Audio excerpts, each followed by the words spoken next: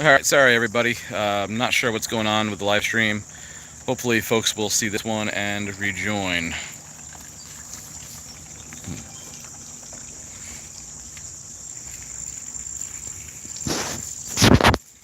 Not sure if I did something wrong or I did get a phone call and I think it may have cut out my internet connection.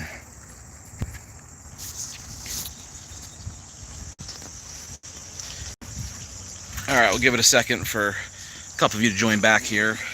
I'm going to sit down on the chair, which is probably wet, but that's okay. Alright, so I'm going to take a couple minutes here, answer any questions before we go around the back orchard. So if you have any questions, feel free to ask Teresa or myself right now. Teresa does all the work, really. No, not really. What do you mean, not really? Not really. All right, yes. Hey, Chris, welcome back. Sorry about that. I don't know if I did something technically wrong or if I got a phone call and my internet cut out. Still trying to figure out how to do this live thing. But, all right, let's keep going with the tour here. Oh, somebody had a question? Oh, what was the old one? What was the question? Oh, figs splitting in the rain. Yeah, we deal with figs splitting in the rain a lot here. I don't really have a good solution for you. The one thing that I guess I could say is if you've got, if you're watering figs and you know rain is coming, try to hold off on watering and pick them before that rainstorm comes. If they're close to being ripe, don't wait for that perfectly ripe fig that takes one extra day. If it's ripe enough to eat, pick it before the rain comes, because if you wait until after the rain, you're going to get splitting and you're going to get mold, at least here in Pennsylvania. So back to the fig tour, and welcome Quarda and Anthony.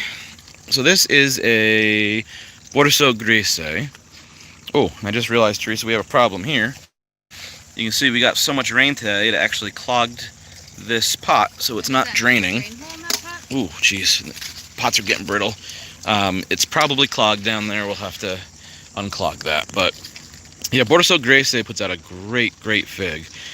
Hey, Ronald, welcome to the live stream. Feel free to ask any questions you have about figs. So, looking forward to these guys. I got this from Raphael, I believe, and I've only gotten like 1 or 2 figs a year. So this year it looks like it's going to have a good crop as long as they hurry up a little bit. This is a Galicia Negra, no figs on it this year. And this is the Colidam Ramada from Amy, no fig, oh, 1 fig on it, just starting there, won't ripen this year. This is my, Martinenka Ramada. It's got a couple figs on it that should ripen. And then over here by the girls, you remember what this one was, Teresa? No? I believe this was is this a oh, here it is. Violet Soleis, which I believe is the same as a Brogiotto Nero. Question. What's the question? Don't see any nets. What do you do to keep the birds away? Oh, no. To keep the birds away, do you want to go grab one of the little bags and I can show them? There's 2 things that we do to keep birds away. The first is provide a water source at all times. So you can see we have a fountain here that we let run. Usually it has fresh water in it. We do need to clean it.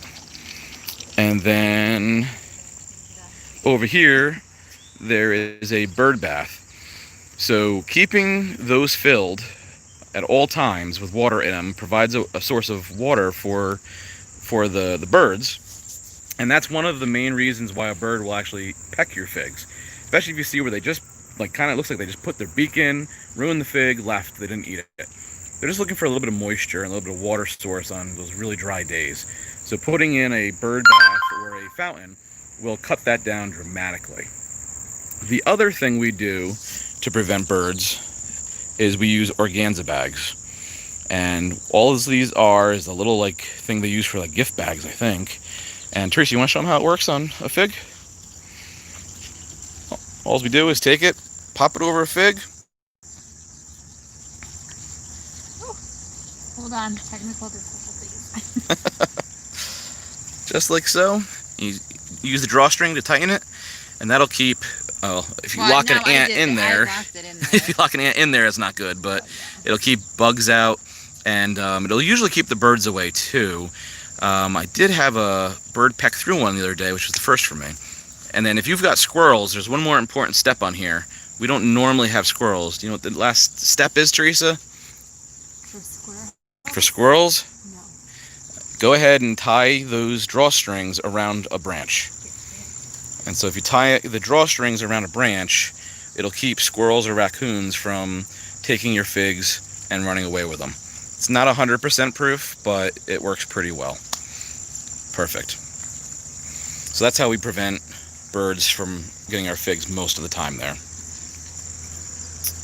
Yeah, Jerry, I see you said the organza bags, the birds peck through them. So two things. One, make sure your bags are green, because if they are a darker color, it'll look like a ripe fruit. So that helps a little bit.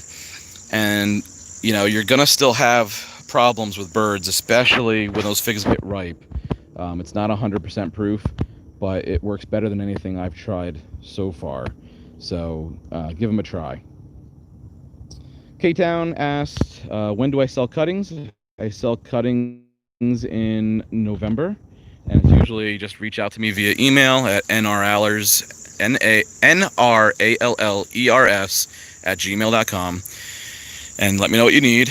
I only ship within the U.S., and yeah. All right, so moving on. Oh, my factory tour over here from my fertilizer factory. I think Teresa let the girls out while these sunflowers got knocked over. Are they back in? Disconnected again. Sorry, I got disconnected again. All right, let's go back to the tour. Let's see if we can check out what's going on in the orchard here, where everything got beat up pretty good. Black Madeira. Some of these will hopefully ripen, but some of these smaller ones I'm not real hopeful for. I guess we'll see. K-Town, the email was... Oh, actually, Teresa's going to write it in there, so just give her a second. Trying to remember what some of these trees are these days. So this is a Manresa. Not sure this is going to ripen in time. There's only a few figs on it up top there. We'll see. Seems to be a long ripener. This guy is the surprising one. So this is my white Madeira. And I had this grown in the greenhouse. That's why it's all kind of funky and straggly.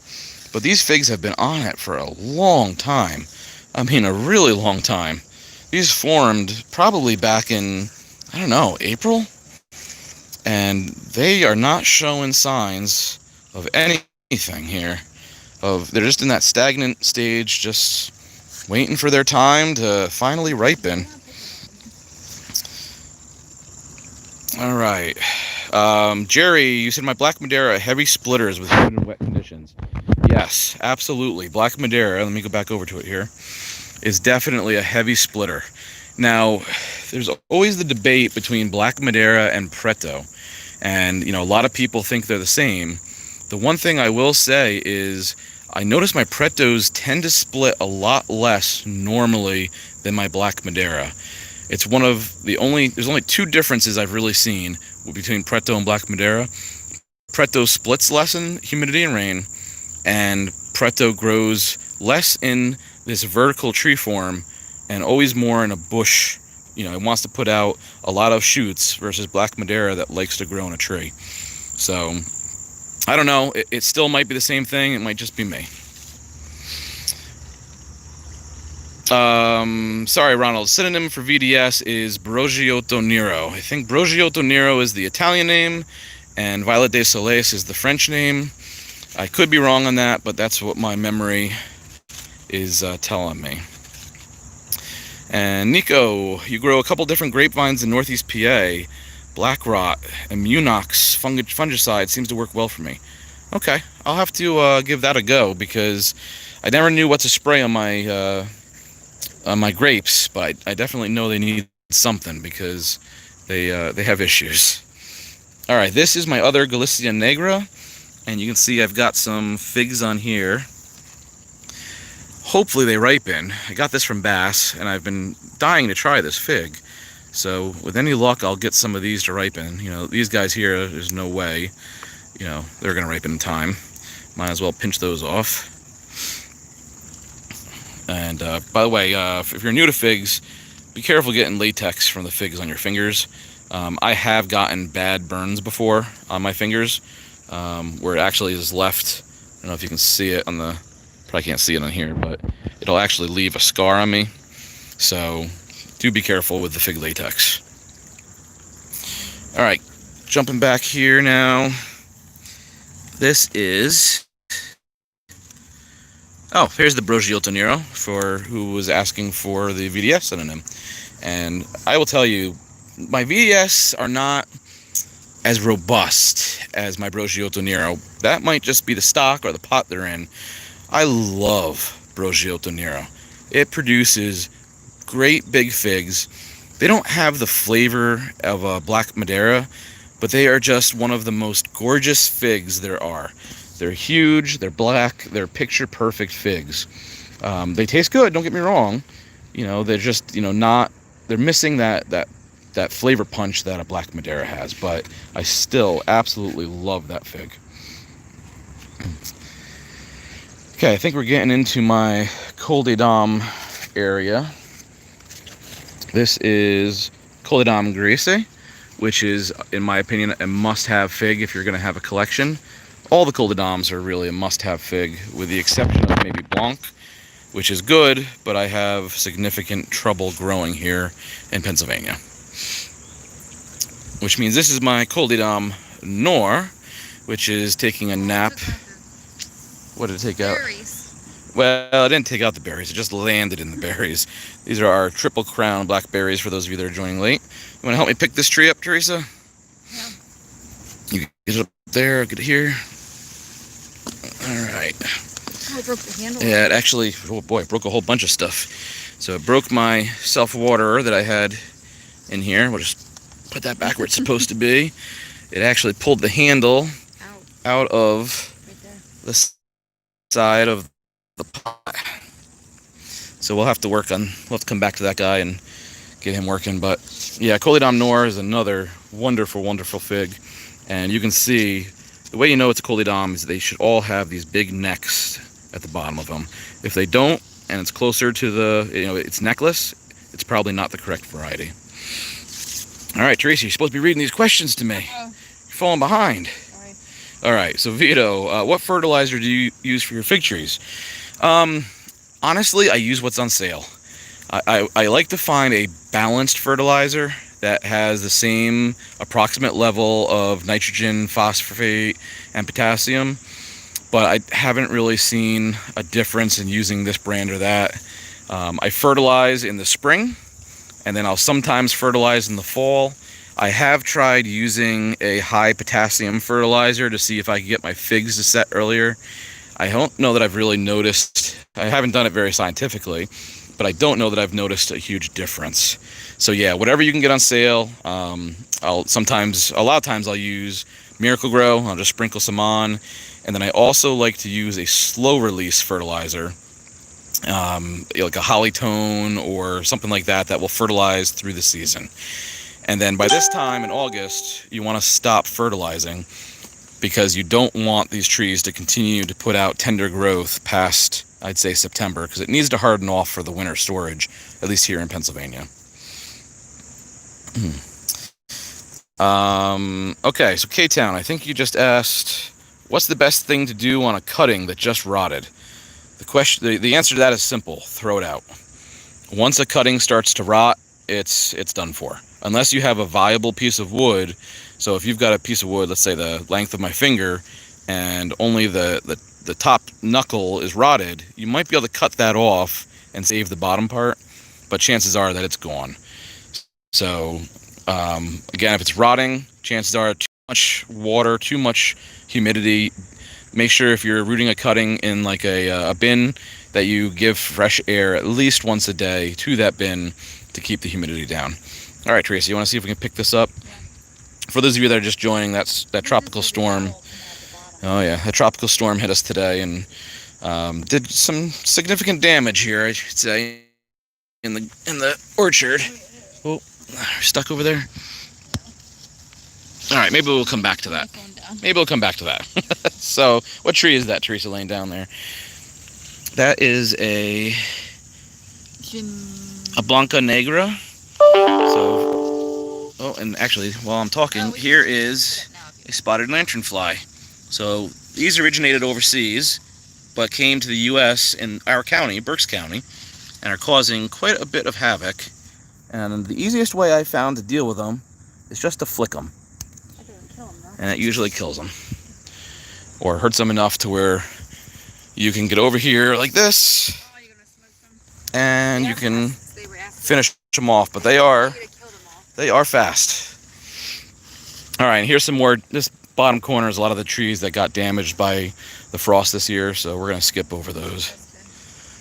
All right, got a question? What's the question? Is it a good idea to root cut at this time in Texas? No, I would definitely not root prune at this time, pretty much no matter where you live. So if you are in a warmer climate, the tree is going to need those roots. Oh, sorry, hold on a second, Teresa. Oh, sorry, guys, hold on one second. We're stuck here. There you go. Okay, the tree is going to need those roots in order to get all the water in that summer heat. So the time that I recommend root pruning fig trees is in the late fall, after they've dropped all their leaves and they've started to go dormant. It's also a good time to prune your trees. It's another Black Madeira. This one was started early in the greenhouse. Yeah, it seems to have kind of fallen behind the other one, but that should still hopefully ripen. Oh, so I wanted to go over to this fig. I'm sorry for jumping around, but so this is a hotly debated fig tree here. Let's see if I can pick it up. All right. So I need some soil now because the soil looks like it got all blown out of it and washed out of it. This is a Coleodon Blanca Negra. So this comes from Pons. And the legend behind this tree, and if you have his book, it will tell you that it produces both black and green figs. So I can tell you two things. In his book, he has multiple pictures of the Coleodon Blanca Negra. In one of the pictures, they look just like this, no neck, and squat figs. And in another picture, they look very much like a Coleodon. I'm not sure if maybe his tree has a mutation or if it's just, quite frankly, not true. But I can tell you that this tree, in my opinion, should not be labeled a Coleodon, and it does not produce black and green figs. It produces a fig that is more, how do I say it? More of a green fig that, if left, the sugar spots make it look like it could be a dark fig. But it is not the mythical Coleodon fig that produces both a basically Coleodon Blanc and a Coleodon Noir. It's just not true. And before I'll sell this tree to anybody or cuttings to anybody, I always tell them that story to make sure they know what the heck they're getting into. Could it be climate? Maybe. I really don't think it is. My personal opinion is the Coleodon Blanca Negra is a myth. Question. I don't know if you answered this already. When I pot up my tree, what mix of soil do I use? It's a good question. So what kind of soil you use, in my opinion, matters a little bit on where you live. Because when I helped my dad in Florida with his fig trees, Home Depot and nurseries sell different things. But what I can tell you is here in Pennsylvania, and I think this kind of runs true, is I don't like to use a super heavy mix, because if I did all sphagnum moss, for instance, or even all compost, when those get wet, they get super heavy and they're hard to move and hard to deal with. Plus, the roots can tend to get waterlogged if they get too much water. So for me personally, I like to use a mix, like a Pro Mix, that has a heavy amount of perlite in it. And then I'll mix that with a little bit of compost for nutrients. I'll mix it with a little bit of slow release fertilizer. And then I'll often use some pine mulch just for bulk and to help air it out a little bit so that you're not using a super heavy mix. And not to mention, pro mix and mixes that are pretty decent get pretty expensive. So I'll kind of do a little mix like that. And if you search my channel, you should be able to find a couple of potting videos. But I will tell you that it really doesn't matter significantly as long as you have some air to the roots. If you put those in, all compost, I've seen people do it. But if you get too much water in them, they're going to get waterbogged and you're going to have some issues. Okay. Let's see. This is the Pote de Caval. I'd have to look back. I don't remember if I've had one of these figs or not. I want to say I have, and it was decent, but it just doesn't stick out in my memory. It looks like I should have a decent crop this year. This is a strange looking fig. This is a larg. There's a fuller name to it, I believe, but I can never remember what it is. LLARG. It's another Pons fig. It's got a very good crop on it. Kind of grows a little spindly, which is different than a lot of the figs I have. That's interesting. You can see a fig that did not form correctly. Some might call that a male fig, but I think it's just a fig that formed incorrectly. Oh boy, all these figs got knocked over. So this is really bad when this happens later in the season. Right now it's not terrible because these figs tend to stay on. But when it happens later in the season, when the figs are starting to ripen, they all get knocked off and you lose a lot of your crop. Hey Teresa. Teresa's over there weeding. Want to help me here? And you're falling behind on questions, lady. That just came up just a second ago. Which one? The other one said no, that was a different question when I was okay. You answered it. Whoa, careful. Teresa's going to get impaled here. Are we picking this up or are we answering? Answer a question. Go ahead. Have you tried fabric pots in the front yard? Yeah, and what was the problem with them? They rip. They rip, and for whatever reason, we tend to have a lot of them. A lot of the trees in those fabric pots have a lot more die-off over the winter in our garage. Maybe because they're on cement, I'm not sure. Maybe they dry out faster, but I've actually moved away from them. You'll notice that I don't have any fabric pots. I've replaced a lot of these. And the front I have a couple that I'm going to replace this fall. I am not a fan of fabric pots. Do you have a Chicago Hardy and a Desert King to compare the two? So I have two Chicago Hardys. They're all over on the side of the house. If you take a look at the original live I did, you'll see it. One's in ground, one's in a pot. I do not have a Desert King anymore. I got rid of the Desert King because I could never get Breba to ripen on it. So remember, Desert King only produces Breba, so it's only figs on last year's wood. It will produce main crop figs on new wood, but they will not ripen if you don't have the fig wasps. So if you don't live in California, the main crop won't ripen. And the Desert King is a green fig. The Chicago Hardy is a black fig. And for Chicago Hardy being one of the most common figs, at least in the Northeast, it's also one of the best ones. So never discount a Chicago Hardy. But what I will tell you is you also have to be careful buying one from like a Lowe's or Home Depot, because many times I've heard and have gotten figs that are not Chicago Hardy, even though they say so. One more question. Okay, this is... Oh, one more question? Go ahead, Therese. Oh, and there goes a fig. If I have a fig tree in a greenhouse, Fisher, it's not for you. Is it going to continue to grow? If you have a fig in the greenhouse, will it continue to grow? Yes, if you can keep the greenhouse temperature down. I notice when my greenhouse over there gets above like 100 degrees, the growth really starts to slow down and stop on those figs. But the other thing is airflow in your greenhouse. So without airflow and significant airflow, you're going to get some very spindly growth on your figs. And I can show you this guy here that was left in the greenhouse way too long. You can see these branches were all very weak. I had to tie them up, and they're still not very strong. So it's the only problem with growing in a greenhouse. Well, one of the problems of growing in the greenhouse. The other problem is pests. Trying to keep pests off can be a nightmare, especially as the humidity gets up. Trying to control humidity in the greenhouse while watering all the plants in the greenhouse becomes very difficult.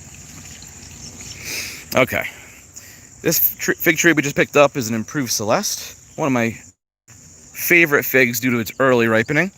This year it got hit really bad by the freeze, the late freeze we had in May, and you can see how much growth got killed by that freeze. So it had to like put out new shoots and start over. So I don't know. I mean, it's a really quick ripener. These figs may still ripen, but they're usually much better when they ripen in July and August for us. All right, this is one of my prized possessions, which is laying on its side. Ready, Trace? Oh, it's stuck. Okay. Is it on the drip line? It is. All right, we'll come around and get these a little bit better later, but this is my Black Madeira from UC Davis. And those of you that know much about UC Davis knows that their Black Madeira has a lot of disease issues, FMV and other things. And this tree is actually my oldest tree in the orchard, and it has pretty much never been pruned. So Teresa, if you want to stand next to that. And most of this growth was the last probably year to 2 years. You can see that tree is almost a dwarf variety. And it is starting to come back to life. What's that? Nothing. What? Short. Short, right. Compared to me. And it's starting to come back to life and really do well. It's put out a really great crop this year. I probably need to thin it, but it's doing very, very good. Yeah, there's a deer behind Teresa over there. I don't know if you guys can see it. I don't think I can zoom in. Oh, yeah, I can. Anyway, deer. They don't bother the fig trees. I've heard some people have problems with deer and their figs. We do not. Do you have the yellow long neck? If so, how is it performing? I do not have yellow long neck. Closest thing I have to it is probably my white Texas Everbearing, which got hammered by the freeze this year and is growing back by the roots. But it was a really good honey fig. But no, I don't have the yellow long neck to compare to. All right, Teresa, you want to help me pick this guy up? For those of you that are just joining, we did get hit pretty bad by the tropical storm that came through today. All right. Yeah, it broke the cord that was attaching it. It broke the thing here, which I could probably take off now. These two branches were crossed, so I had done a what is going on? I had done a stake here just to kind of keep them apart, and it's done the job. So, Teresa, what kind of tree is this? It's not labeled, and I don't remember. No, I can't remember what tree this is. I looked back through all of my videos to try to see. I thought it was a Coledom, but now that the fruit's forming, it doesn't look like a Coledom. So I'm not sure what the heck it is. But that's okay. We'll see how it does. If it's a good fig, I'll keep it as a mystery. What else do we have here? It's funny how I look at these trees every day, and yet I still can't remember which one's which. Okay, so this is a Nord de Barbentane, which, going back to the whole Violet de Soleis and Brogiotto Nero, I believe Nord de Barbentane is either the same or similar in its fruit. These guys are just starting to ripen, or not ripen, just starting to get to that stagnant stage, so we'll see how they do. I always mean to do a better comparison between figs, and I never seem to get to it. All right, I see Teresa pausing. It usually means she's reading a question. Somebody said, how about that email? I'm not sure. That's the one that you were supposed to send in the chat. I did send the email. Maybe put it in this one too. Oh, okay. Okay. And I'm getting I-258 cuttings. Will it provide me figs in the northeast? I-258 is a longer ripening fig, but it is a good one. So if you can do a little bit of the fig shuffle, and the fig shuffle is, you know, in the early spring when you're still getting frosts, after the sun has come up, you bring the fig tree out, you put it out in the sun, and then as the sun starts to set in the evening, you bring it back in the house. And you do that to give it an extra week or two of growth, and you should be able to get a good crop of I-258s, and they are well worth it. They are a very, very good fig. All right, I'm not going to go through those figs over there. They got hit really badly by the frost. So did these guys. You can see they're pretty straggly. Not much to show on them this year. Here is another one of my Pretos. It actually came back pretty strong. It got hit really hard. You can see the growth tips here died.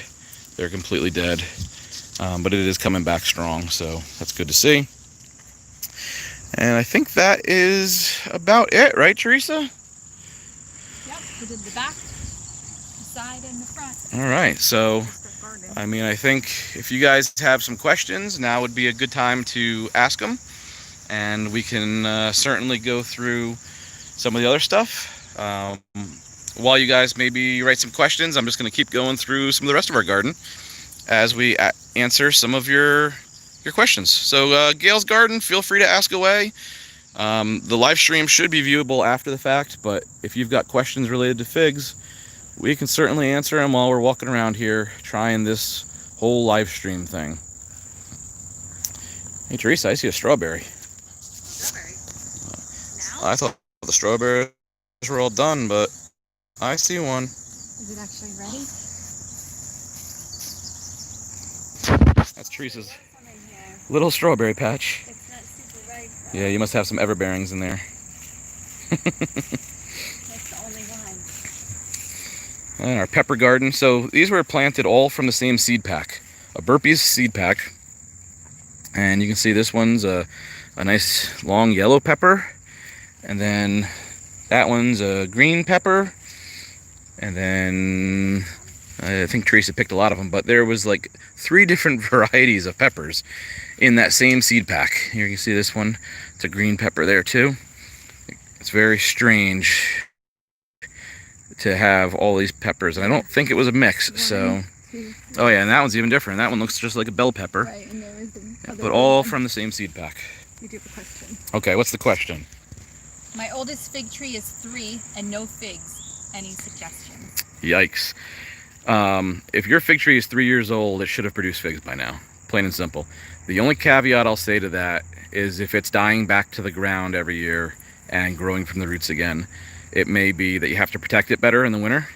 But if it's, if it's above Teresa's knee level in the spring, it should produce figs for you every year. And there are so many good figs out there and so many different varieties to try. Get a different one. Right. If you haven't had figs in that in 3 years, it's time to cut your losses and start over. Fisher's playing in the garden here. Fisher, squirrel. He's got a toy back there. Do you see a squirrel? Where is it? He is quickly becoming our fig orchard guardian. Now he's stuck on looking for the squirrel. All right, and so we've got some, what were these called? Cinderella pumpkins? They're a little early. Yeah, I may have planted them a little early, but they're still Fisher. neat to play with. Fisher, get over here. No squirrel. He's looking for that squirrel again. Come on, over here. All right, any more questions, Teresa? I think I'm running out of things to talk about. Nope, that's it. Okay. Last chance for questions, folks. Otherwise, we're going to go inside and make some dinner. All right, thank everybody for joining in the discussion today. And hopefully everybody liked this live. If so, once these start to ripen, maybe I can do another live tour like this and answer questions as those figs begin to ripen. All right, thank you, everybody. Oh, wait, one more question from Sheldon. Can brown turkey be grown single stem outside? So Sheldon, I think that depends on where you live. If you are zone 5 or 6 and have that, it may still die back. Your best bet, if you're in a cold climate, is to put it in against a south side facing wall, so it gets a little extra warmth. And then in the winter, wrap it with what's that fabric called, Teresa? Burlap, and help protect it from the cold winds a little bit throughout the winter. That's your best bet. Can you just repeat the email out loud again, because he can't see it on the... Oh, sure. So for people that were asking about contacting me or cuttings in the fall, things like that, you can reach me at my email at nrallers@gmail.com. Okay, and then Mega Baby Fart has a question, Teresa. No, he said thank you for the Black Madeira. It's doing amazing in California, and the figs didn't abort. He can't wait to try it. Oh, excellent. Excellent. Make a baby fart. What are your top recommended cold hardy figs? Oh, good question. That's a question that I don't get enough, to be honest with you, because here in Pennsylvania, if you don't have an early start to the spring, like this spring we had a terrible spring, and you don't have a greenhouse and you don't want to do the fig shuffle, it's very important to get a fig that ripens early. So my number one fig for people in the Northeast, a must have, and if you're only going to get one tree, this might be the one I would get if you want a bigger crop, is this guy here, which is Improved Celeste. Now you still have to protect it from freeze and frost. As you can see, I let this one out too early. It got hammered, and it's starting to regrow now and put out fruit, but definitely significantly later. But Improved Celeste is a honey fig, and it ripens, like these guys here probably only formed, I don't know, a few weeks, maybe a month ago, and they will likely ripen in another month. So it's got a very short cycle to ripen here in the Northeast. Does pretty well with humidity. An absolute must-have fig for the Northeast if you want a big crop. Other than that, if you wanted a berry fig, it's hard to go wrong with Chicago Hardy. Chicago Hardy ripens early. It's a delicious fig. It doesn't do great with humidity, and it does really poorly with spotted wing Drosophila that I have. But if you were only going to have one fig and you wanted it to be the best tasting fig, even though you may only get 1 or 2 figs off of it before the frost hits it, what would that tree be, Teresa? I wasn't paying attention. Oh, geez. Okay, it would be Black Madeira. I was responding. Black Madeira is absolutely the best tasting fig out there. I will say Bordeaux Negra Ramada, or even Bordeaux Negra, is certainly close to it, but Black Madeira just has like a little bit of it's a unique like zing or zap to it that I just love, absolutely love. And if you've seen the video where I made jam out of it, Teresa, you remember that Black Madeira jam? Oh my God, it was probably the best jelly or jam I've ever had. Teresa, do you know the difference between jelly and jam? That is not appropriate for this channel. Okay. Google it, you'll figure it out, people. What else is going on, Teresa? Vito Fall says, so my 3-year-old Desert King is worth nothing. I managed to eat 1 Breba for the first time, and it's also producing figs. I won't be able to ripen them? Question. So Vito, if you don't live in California, no, you will not be able to ripen the main crop. But the fact that you got 1 ripe Breba off of it probably puts you ahead of me after having mine for 4 years. So maybe you're doing something right and keep it for the Brebas, because it does produce a very early fig with those Brebas, and they're supposed to be pretty good. I think I only had 1, and if I remember correctly, it was good for a Breba. It was good. Yeah. But yeah, you're not going to get the main crop to ripen because you need the fig wasp, and you're not going to get that unless you live in California. Have you tried Olympia? It is pretty cold hardy, somebody said. Yeah, I've read a lot about Olympia. I haven't tried it. I haven't grown it. Kind of what I've read is that it's quote unquote cold hardy. And what I will tell you is I don't really believe there is such a thing as a cold hardy fig. I think all figs, if they get hit by temperatures below 32, they're going to have damage. Now, the question is, will the damage be significant? Like in this Improved Celeste, this was a lot of like tender growth. When it got hit by the freeze, it died, and it only died back to where that tender growth was. So in that regards, it's semi-cold hardy because it didn't die all the way back to the roots. Now, I would normally tell you Preto is not very cold hardy because this growth was the tender growth, but it also killed off a whole bunch of old growth on it. But then this branch did fine. So honestly, I don't necessarily buy into there being such a thing as a cold hardy fig. What I will say is there's figs that ripen faster than others. So if you're in a cold climate, that's important because you don't get a really long season. So, where this Improved Celeste, I might get 100 figs on it. Or a Chicago Hardy, I might get 100 figs on it because they ripen quickly. Versus a Black Madeira that takes 3+ months to ripen, I'm not going to get most of these to ripen. I'll get a dozen, 2 dozen maybe. All depends on how long my summer goes before the frost sets in. Anything else, guys? Do you use the half bury and ground method for any of the container plants? You know, that's a very good question too. I don't anymore, but I wish I did. So let me explain myself. That half bury method, where you dig a hole and you put the pot halfway down into the hole, was by far the best growth method I have used. The trees did well. They didn't need to be watered all the time. You didn't have to worry about them drying out. It really performed well, with one exception: spotted wing Drosophila. And mowing around them was a pain. But the pest that I have, it's like a fruit fly, for those of you that don't know what a SWD is, and it lays their eggs in the fig, and then you have larvae that spoil your figs. Well, when the figs were in the ground, you literally got almost no figs, because they would just reproduce like crazy in the grass. The black garden fabric I have on here does 2 things. It helps reduce the moisture, and it increases the temperature of the orchard. And those are 2 very important things when dealing with SWD, because SWD does not reproduce really well in warmer temperatures above 80, and they also like moisture, kind of like mosquitoes. The humidity helps them significantly reproduce. So anything you can do to reduce moisture and increase heat helps. And for me, that meant I couldn't bury my pots halfway down anymore. But I wish I could. I really did like that method of growing. Does Smith fig ripen late? The Smith fig ripen late. So I do not have a Smith. I've been meaning to bug my friend Raphael for one, and I just never get around to it.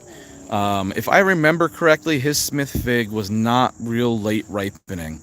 But I have not grown it myself here in Pennsylvania. Raphael was in New York, so his season was a little earlier than mine because he was in the city. But if I remember correctly, it was not real late ripening. Perhaps Raphael will see this video and reply to give you a little more information. Have you ever thought about picking up one of the ITO figs, Thermolito or Exquisito? So those 2 figs are actually a kind of a new variety to the fig world, or at least I hadn't heard about them until recently. And as you can see, my orchard's been pretty full, so I haven't played with any of the quote-unquote newfound varieties. What I will tell you is, for years I looked for those rare varieties and these different varieties and this and that, and paid a lot of money for some of them. And some of them were not worth it by any stretch of the imagination. They produced a fig very similar to a Chicago Hardy or a Green Acacia, and just, the name was kind of more marketing maybe than it was anything else. So maybe I'll try them. I'll have to look into them. I have 1 or 2 spots kind of opening. I think what I've been concentrating on lately has been the Colidam varieties, as well as some of the varieties I really like, getting a couple more of them, and striped figs. I've actually found those to be, I don't know if the word's entertaining, but interesting, how they go from striped to not striped when they ripen. How can you tell if your fig tree needs wasp pollination? I don't know of a way to test that, other than if it produces figs and the figs drop without ripening, it needed the wasp. That's really the best way I can tell you. There may be a more scientific way. I mean, I'm sure DNA testing could do it, but we don't have that capability. So if you have a fig tree, like I said earlier, that hasn't ripened in 2 or 3 years, get rid of it. There's just enough varieties out there. You'll never be able to try them all. And if you've got one that's not producing, there's 1,000 others that will, and it's just not worth your time. Your time's valuable. Ronald is considering getting the black plastic for the ground. How much better are the results with it?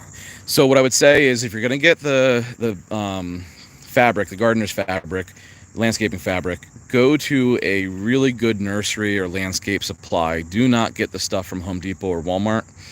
I don't know if I don't have anywhere I can pull up an edge, but the thickness on this, and this is probably 6 years old now, if I had to guess, maybe older.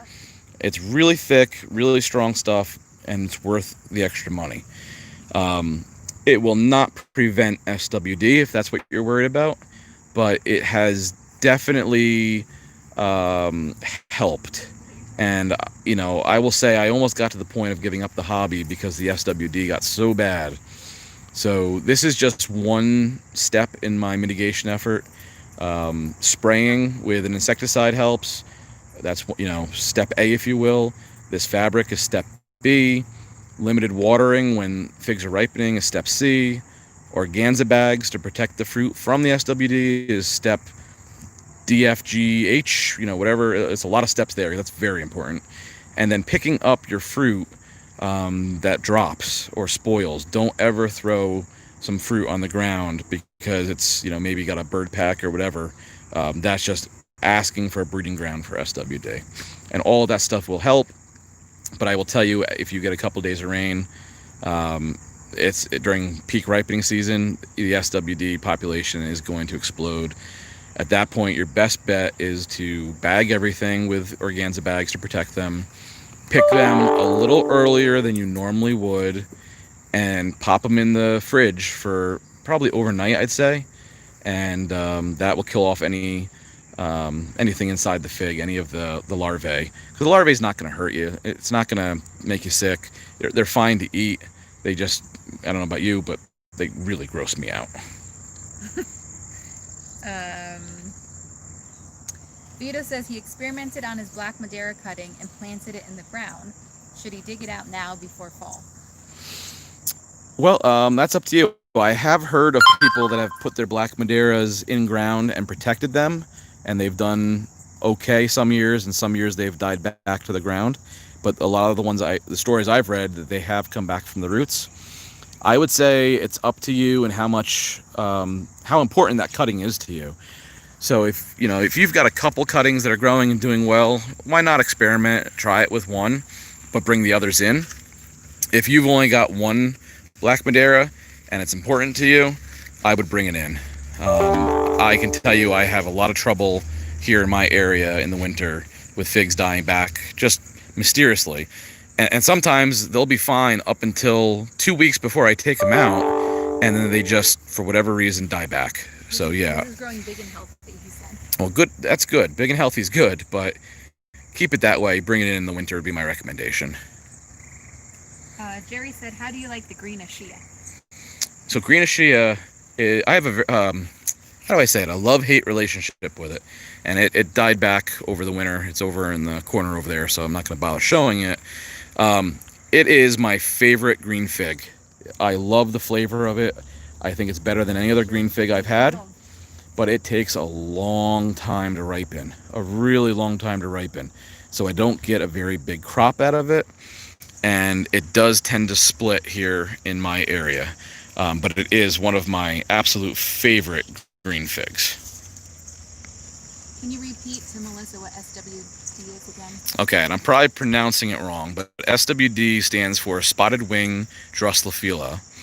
And it is similar to a fruit fly. I think it's in the same family or whatever. It's an invasive species we have here.